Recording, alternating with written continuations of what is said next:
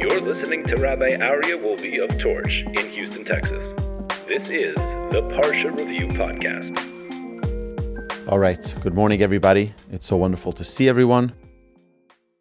We are now going to talk a little bit about Parshas Toldos. Toldos, we know the story of Rivka being pregnant with 2 children. She's a little confused what's going on. When she passes by the study hall, the baby kicks. When she passes by the house of idolatry, the baby kicks. So she goes to a prophet, and the prophet says, guess what? You have twins, and they're going to be 2 different nations. One is going to be serving Hashem, and one is going to be serving idolatry. And she was then calm. Oh, okay, finally. She's calm. It's not one child confused, but rather it's 2 separate children, which is an interesting thing onto its own. What do you mean now she's happy? What does it mean now she's happy? You're going to have a son who's an idolater. What's wrong? That's not a great thing. Why would that calm her down? Okay, our sages teach us because the benefit of the Yaakov is going to be so great that it will supersede all the negative that she experiences from Esav. Okay, very interesting. Then we look a little bit further into the Parsha, chapter 25, verse 28. Vayehav Yitzchak es Esav, ki tzayid bifiv, v'Rivka oheves es Yaakov. Very, very interesting verse. Isaac loved Esav, for he put game in his mouth, he fed him. V'Rivka oheves es Yaakov, but Rebecca loves Jacob. And this is a very challenging verse. Why is it a very challenging verse? First is, shouldn't you love all your children? Shouldn't you love all of your offspring? Why is there a focus here of the parents were in a dilemma? Thank you so much.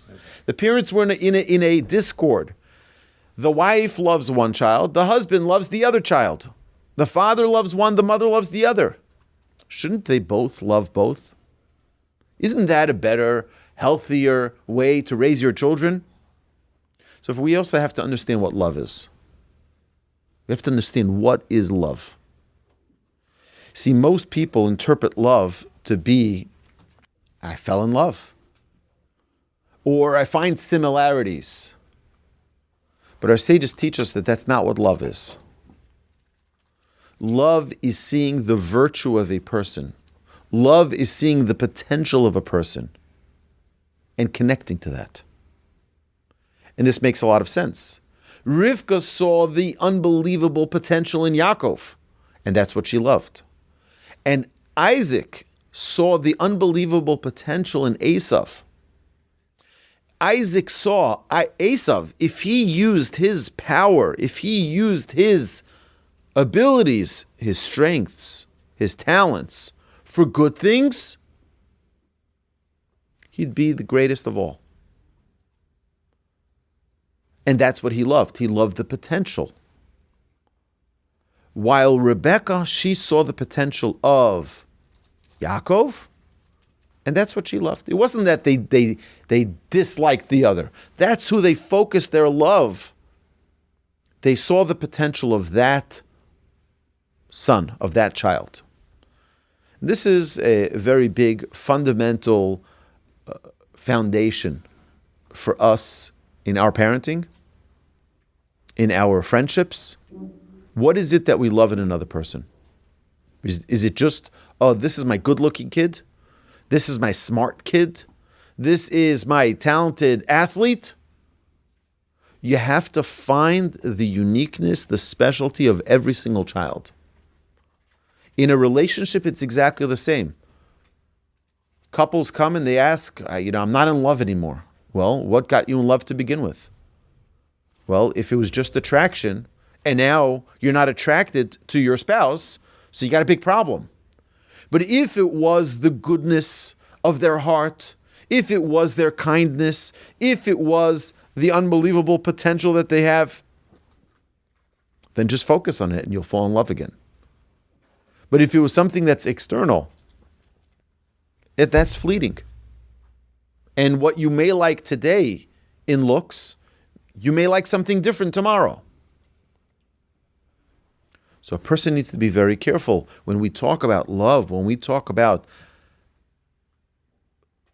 building a relationship with another person, it has to be focused on the right things. But I want to talk about something here. The verse just after this just before this, says the following. Vayigdalu Anaorim, and the youths grew up. Vayihi Esav ish yodei tzayid, and Esav became a man who knows hunting. Ish Sadeh, a man of the field. Yaakov ish tam yoshev oholim. But Jacob was a man who was wholesome, dwelling in tents. We see here something that we've seen many, many times already in the book of Genesis. And that is, we have two forces in this world. We have the force of heaven, and we have the force of earth. God created the heaven and the earth. There are two forces. These two forces are constantly battling it out. Another very interesting thing. When Esav is born, we see that Yaakov is holding on to his ankle. He's holding on to his heel. That's why he's called Yaakov, Akev. Akev is the heel. He's holding on to the bottom of Esav's leg. If you want to focus, you want to develop into a spiritual person, you're always going to be at the heel. You're not going to be at the head. It's not going to be easy for you to just grow and attain great levels. You're going to face challenges. And here we come with the question. We see that till Yaakov was 63 years old, Yaakov didn't get the blessing from his father. And Yaakov was in a state of discomfort with who am I? What am I supposed to be doing here? My father doesn't acknowledge my greatness. Maybe I'm wrong. Until when he was 63 years old, his father gave him the blessing. And why did he give him the blessing? What does the Torah tell us? Because Yaakov fed him. Vayozed Yaakov nizid adashim. And Yaakov, where's that verse? 20.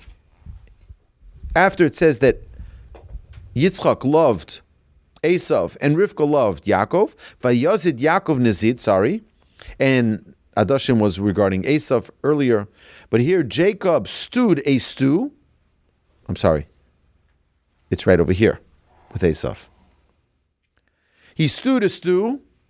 Vayavo Esav min asada v'hu oyef. And then what happens? And Esav comes in from the field, and he was exhausted. He was exhausted from what? From killing. From hunting. It says over here, Rashi says that he was tired. Beritzicha. He murdered someone. Till this point, Yaakov is still not accepted by his father as being someone who's great. Meaning his father didn't really see that. I want to share with you an incredible... But by the way, how did Esav convince his father that he was great? It's very, very clever. He asked him questions. You know, they say that if you want to curry favor with someone, acknowledge their wisdom and ask them for advice, even if it doesn't mean anything to you, even if it's not, you hear this, Mark, right? Ask them questions. And then they'll say, wow, this guy is really attentive. He listens to me. He asks me questions, right? Esav understood this. Esav goes to his father and he says to him, how do we do ma'aser? How do we tithe from the salt? How do we tithe from the crops from the field? He starts asking him questions. His father thinks he's a big scholar. Now, Yitzchak didn't know that Esav wasn't a great guy, so we know that Yitzchak was blind. Yitzchak was blind. See, he didn't see who was who. And he was being tricked. This trick went on for 63 years. This trick went on. I want to read to you an Orach Chaim. The Orach Chaim HaKadosh says an amazing thing here about Yaakov serving food to his father to his father Yitzchak. Vayozed Yaakov, he says, and Yaakov stewed a stew. What suddenly happened that Yaakov, after 63 years, decides, you know what? I know how to get my father to like me. I'm going to feed him some food, just like Esav did. I'm going to become a chef. I'm going to cook some food for my father, and like this, I'll be able to curry favor with him. Mashalo asa hadayom. He didn't do till that day. He did not serve his father food. Kivon shiro Yaakov sheYitzchak oheves Esav. Since Yaakov saw that Yitzchak loved Esav, v'ro she'asu she'Esav misase kol yom b'matamim la'aviv, and he sees that Esav is always busy serving food to his father. Choshev shegam hu yivashel la'aviv v'ulai al yidei ze yisochen be'enei aviv.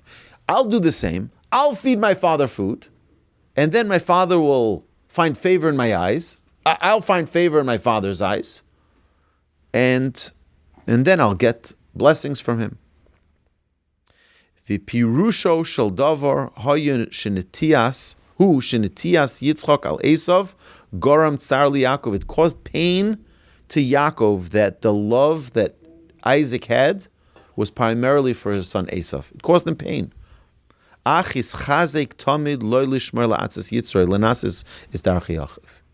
you know what he did? You know what Yaakov did? Yaakov overcame his temptation to just listen to the Yetzer Hara. Because every single person who wants to grow and become holy and become righteous and become a scholar in Torah will always have the Yetzer Hara pulling and tugging, saying, you know what? Maybe go to this place. Maybe hang out with those people. Maybe be like them. And then you'll have all the favors. Then you'll have all the gifts. Then you'll have all the success. Yaakov, 63 years, had that push of the Yetzer Hara. The Yetzer Hara is telling him, look at Esav. Look how Esav is so beloved by your father. If you want to find favor in your father's eyes, do the same as Esav. And he withheld. V'lakach nisa b'drachim acherus kigon ba'asiyas mat'amim b'choshvo shema b'kach timoshech das aviv l'tzido. See, finally, at 63 years old, he says, you know what? I figured it out. It's not being like Esav in his actions, being a hunter. It's not like being like Esav, involved in trickery. It's the food. You know what they say? The way to reach a Jewish soul is through the stomach. Right? You feed a Jewish person food, you got him. So every Jewish event has food. There's no such thing. You don't just come to every Jewish event is about food. Here in our classes too, by the way, right? The Or Chaim says, Yaakov finally figured out that if he wants to get to his father, this is the way. Now, Yitzchak was no silly person. Yitzchak knew, he understood. Yitzchak was a wise, righteous, one of our patriarchs. He wasn't a fool. So he convinced him with food. It's amazing that we see that throughout Yaakov's journey, he never turned his back on Hashem, ever. To the point where it says in Malachi, in the prophets, it says, "V'ohev es Yaakov." Hashem loves Jacob. V'es Esav senesi, and I hated Esav. All of this to teach us something very, very important. Is that every single person needs to strengthen himself with their knowledge of Hashem, knowing what the right thing to do is, and not let go. We cannot let go. When we are in our service of Hashem, no matter how difficult it may seem, no matter how difficult we may find ourselves in a situation that is so complicated, where the Yetzer Hara is just feeding us temptation after temptation, be like Yaakov. Yaakov doesn't stop in his service of Hashem. He says, one day I'll get there. One day I'll get there, that even my father will recognize my greatness. He says an amazing thing here. We mentioned this previously as well, that we all have the same abilities as our ancestors. We all have the same journey, or the stories that are written in the Torah are not just stories. They're prophecies to teach us about our lives. We all have the Jacob within us. We all have the ability within ourselves to reach the same heights, to reach the same greatness that Yaakov reached.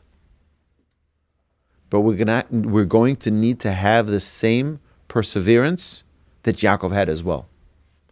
Even 63 years of doubt, he says, I'm going to stay strong.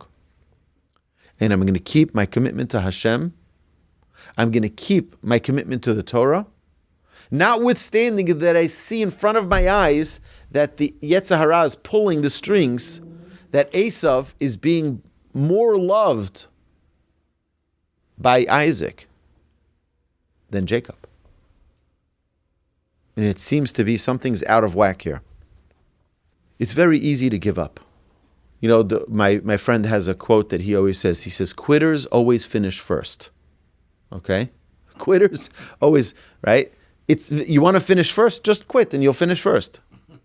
But if you want to win, you can't quit. You can't quit. In our service, if there's anything that we want to attain in any single trait, you want to become perfect in any specific trait, the trait of emunah, the trait of chesed, the trait of patience, you know what's going to happen?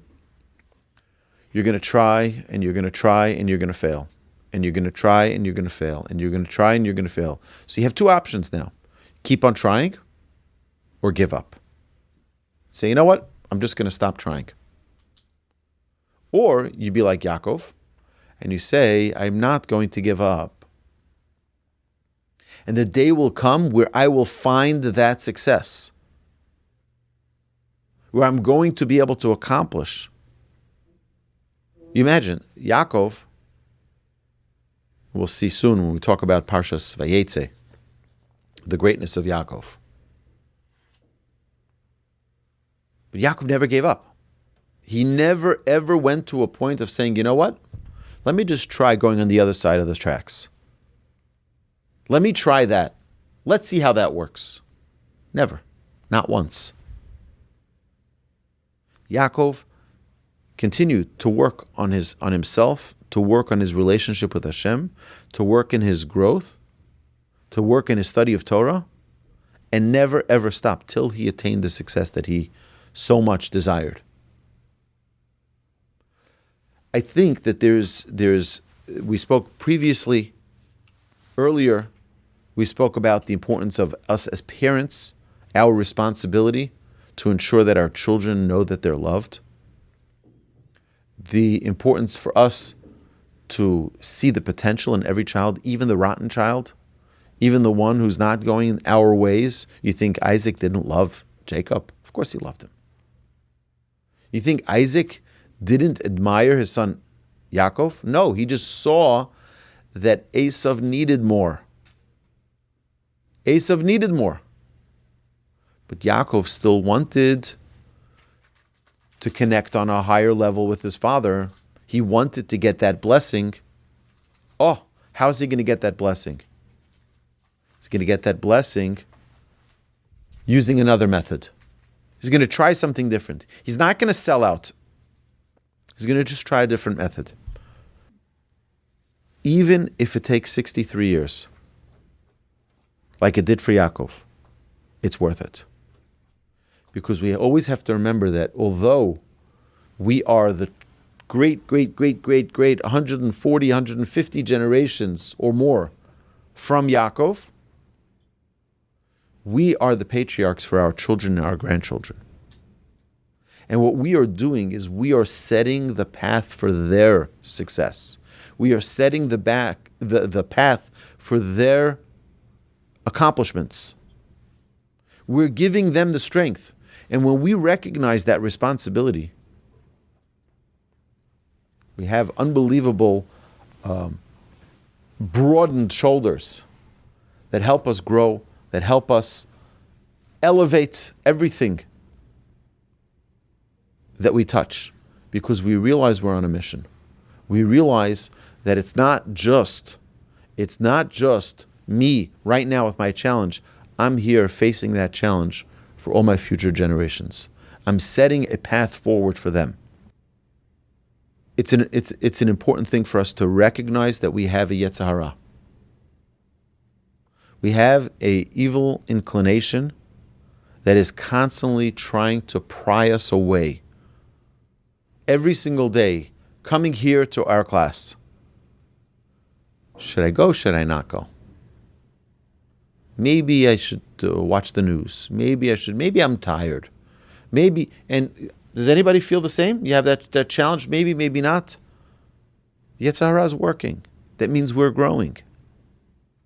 Because if he wasn't throwing that challenge in front of us, maybe we're not on the battlefield. When we're in the battlefield, we're going to have challenges. Every single time. It's always going. Sometimes we'll win, and sometimes we'll lose. Sometimes we'll be able to overcome that Yetzer Hara, and sometimes we're going to fail. But you know what we do? We just get back up. It's an interesting thing. I wanted to mention this earlier. And that is, we see Sheva Yipol Tzadik Vikam. It says that the righteous fall 7 times. Our sages teach us that the number 7 is the number of nature. God created the world in 7 days. That's the nature. The steady state of something is 7. So what happens when the steady state of a righteous person is 7? They fall 7 times, because if you want to grow, you're going to fall. But you know what happens after Vikam? They get back up. They fall, and they get back up. They don't stay down. They don't say, you know what, I give up. They don't say, for 63 years, Jacob tried and fell, till, it worked. That's our job. Our job is to be that tzaddik who never gives up, who says, I'm not going to take no for an answer. I'm going to continue trying. Because the natural state of a righteous person is they fall. But the falling is not the part we emphasize. It's the getting up that we emphasize. Vikam. He gets up again. He falls and he falls and he falls and he gets up again. And anybody who thinks that the Chafetz Chaim didn't have a challenge with Lashon Hara, you're fooling yourself. He did, which is why he became so great. Because every time he fell, he got back up again. And he fell and he got back up again. And who knows if the journey of the Chafetz Chaim becoming so incredibly famous for Lashon Hara, not speaking Lashon Hara, but avoiding the speech of Lashon Hara, speaking slanderously about another person. Who knows if all of his fame came because he struggled with it so much, so he says, you know what, I'm going to write a book about it. So that'll help me grow in this area. Who knows? We are in a world, we're not here for free. We're here to accomplish. We're here to make changes. We're here to grow. We're here to challenge ourselves to take another step and to never give in to the Yetzer Hara. Never give in to the easy answer. Go for the right answer. Not what's convenient, but what's the right thing for me to do. My dear friends, have an amazing Shabbos. Thank you so much. I'll just share with you, in the process of looking for this, I see another verse here. It's very interesting. There's this woman who once asked her husband, she says, I don't understand. I put you on a diet and you're still not losing weight. How's it possible? 3 months, you're on this diet.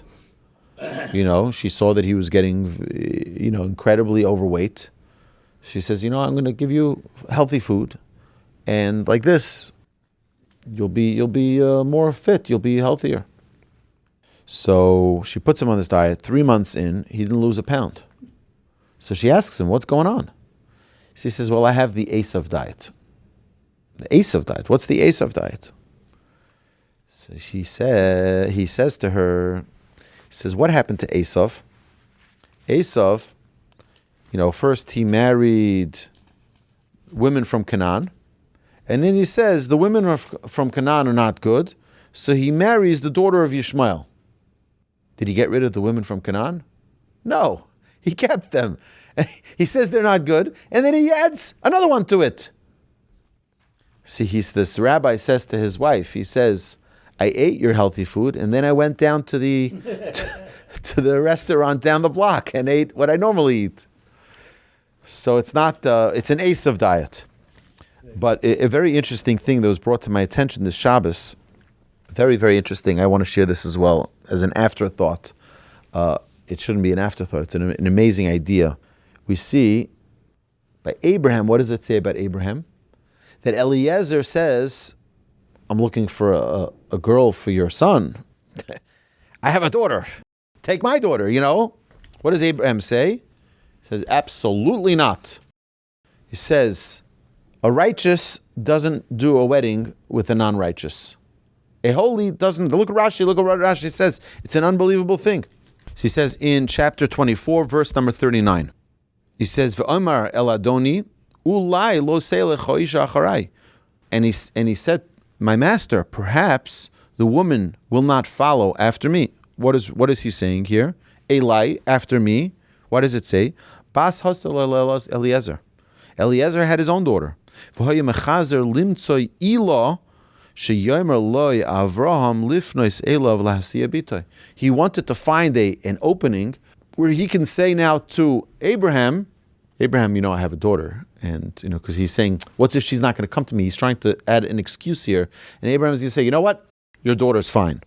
Amar le Avram. Avram says to him, B'ni baruch ve'ata oru. My son is blessed and you're cursed. Ve'ein oru midabek bebaruch. And a cursed person doesn't come together with a blessed person. Very, very interesting. This is brought in the Medrash. What is the next verse? The next Rashi says, "V'ova hayom." I came today to the spring, and it goes on to say the story about Eliezer. And what does it say? Hayom yotzasi ve'yom basi. Referring to Eliezer. Eliezer left and arrived at the same day. It was a far distance, and he left Abraham and arrived at the well to meet Rebecca the same day. Why? Mikan shekaf saloi aretz. We see from here that it was what we call kfitzas haderech. It was a contraction of space, but it was a miracle that happened here, and miracles only happen to righteous people. So the question is, what in the world is going on here? Abraham says, Eliezer, your daughter comes from an accursed. My son comes from blessing.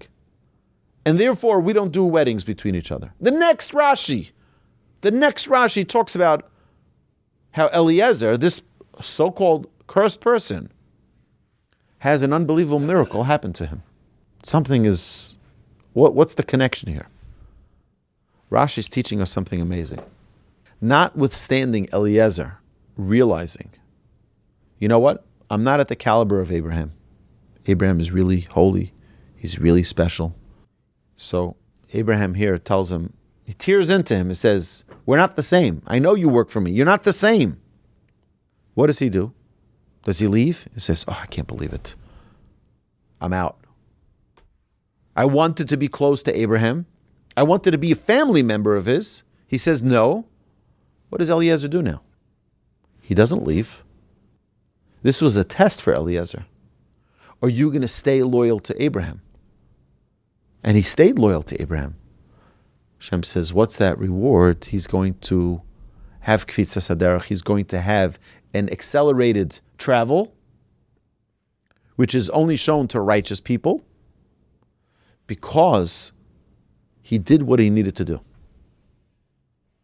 This was a reward. Immediately, the next Rashi talks about the reward that Eliezer got for staying loyal to Abraham, for staying loyal to what he was meant to be doing. Every person has a purpose that they're in this world for. Eliezer's purpose was not to be a family member with Abraham. It was to serve Abraham. That was his job. It's an amazing thing to look at Rashi and to see how Rashi puts it together so perfectly. Rashi, the great commentator. There's his reward. You want to see he was righteous. He still remained, he became great because he stayed loyal. Oh, very good, very good. So it's a very good question. It's a great question. Was Isaac's favoritism of Yaakov, Yaakov's favoritism of Yosef?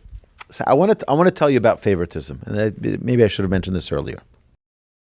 I tell each and every one of my children that they are my favorite. Each and every one of them. You are my favorite. But how can that be? How can you have two favorites? Well, each one is uniquely different. It's not like you're looking at two apples and saying, this apple is my favorite. You're looking at an apple and an orange. So my orange is the favorite, orange, and my apple is the favorite apple. And the banana is my favorite banana. You understand? They're all different. If they're two exactly the same, then you got a problem. But because everyone is so uniquely different, there's nothing here that will show a favoritism. Because they're different. What Yaakov was seeing in Yosef was what Yitzchak was seeing in Esav. Why? Yitzchak was seeing in Esav unbelievable turmoil. Let's think of it like this, okay?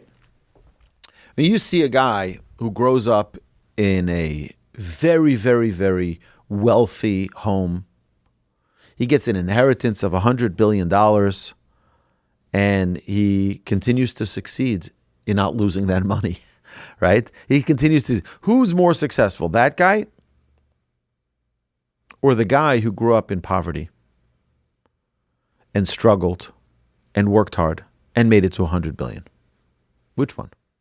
Which one do you give more kudos to? You give it to the guy who started with nothing. The guy who had to face more challenge. That's Esav, and that was Yosef. Yaakov saw in Yosef someone who's going to face a lot of challenges. And as such, because he's going to face so many challenges, he's going to need that love. He's going to need that push to continue to succeed. You understand? Yeah. So what Esav was to Yitzchak, where Yitzchak sees, I see a battlefield here.